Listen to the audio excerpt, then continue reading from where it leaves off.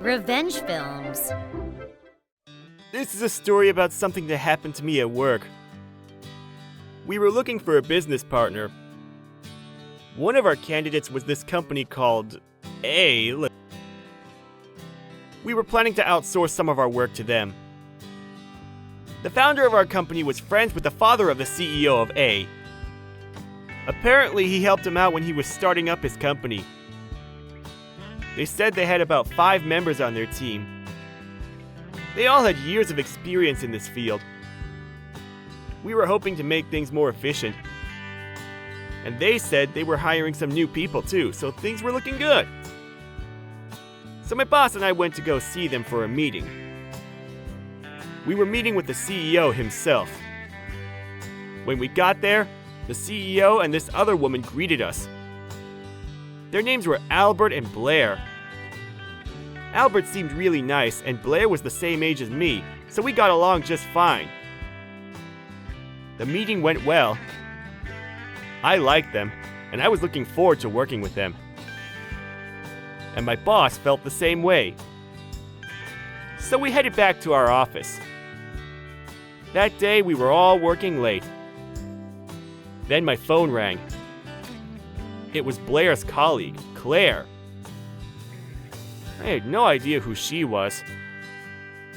I asked her where Blair was. She told me that she was crying right in front of her. Then she started talking. Turns out Blair wasn't even an employee there. She was still in high school. She was just working there part-time for summer vacation. But Albert told her to attend the meeting anyways. Why? Well, the thing is, some of his employees who were supposed to undertake our project quit in the last minute. But he didn't want to lose the contract, so he tried to hide it. So he asked Blair to do everything. Needless to say, she had no idea what to do. Can you blame her? She was just a high school student. So Albert was lying about Blair the entire time. He even lied about the number of employees he had.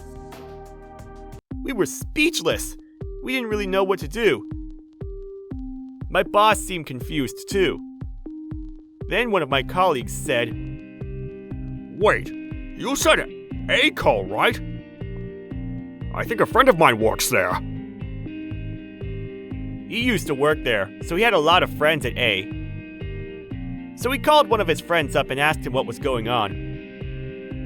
He was there for 2 months, but the company was a mess. It took him a month to get his password for his laptop, and many of his clients told him he should leave the company as soon as possible because the CEO was crazy. This one time, he dragged a janitor into the bathroom and yelled at her for hours because the hand soap was all out. Then he tried to make his clients work for free. And many of his employees killed themselves from stress. Apparently, he had multiple lawsuits on his hands. We were all speechless. So my boss called Albert and confronted him. At first, he denied it. He said it was all a lie. But after a while, he finally cracked and spilled everything. Then he hung up on us. I guess we better start looking for new partners. A few days later, Albert's father came to our company to apologize. "I'm terribly sorry about this. He's a troubled child. He's been like this ever since I can remember. I tried helping him. I gave him some cash to start his own business, but it was no use." I still couldn't believe it.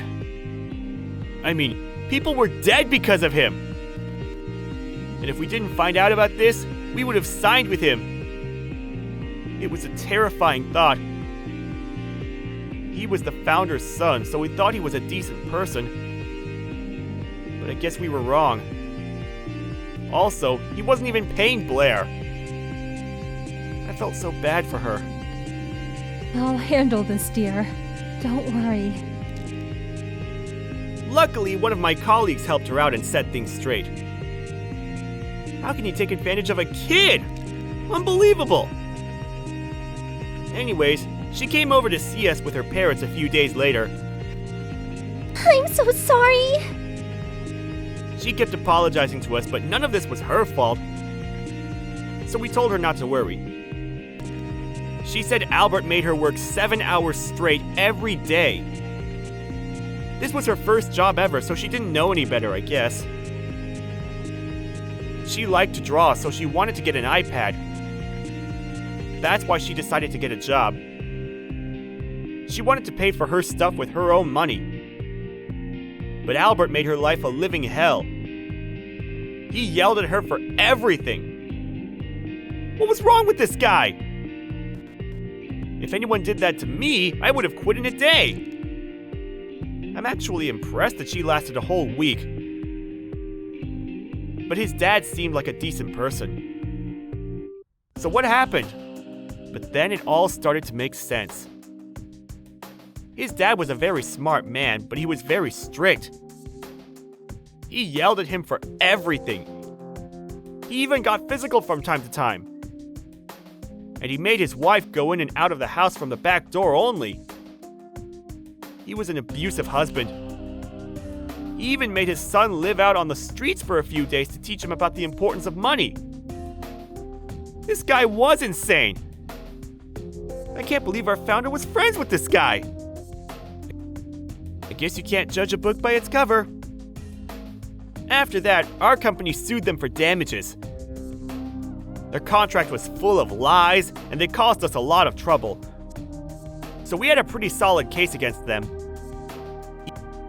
Even though his dad came and apologized, Albert never showed up, so we couldn't just let it go. And our lawyer was really good. The judge ruled in our favor, and they had to pay us a huge cash settlement. He was really upset, but not my problem. I mean, did he really think we wouldn't find out about his lies? I'm so relieved we didn't sign with him. Then things finally went back to normal. A few months later, we heard his company went out of business. No surprises here. It's a miracle they didn't go out of business years ago.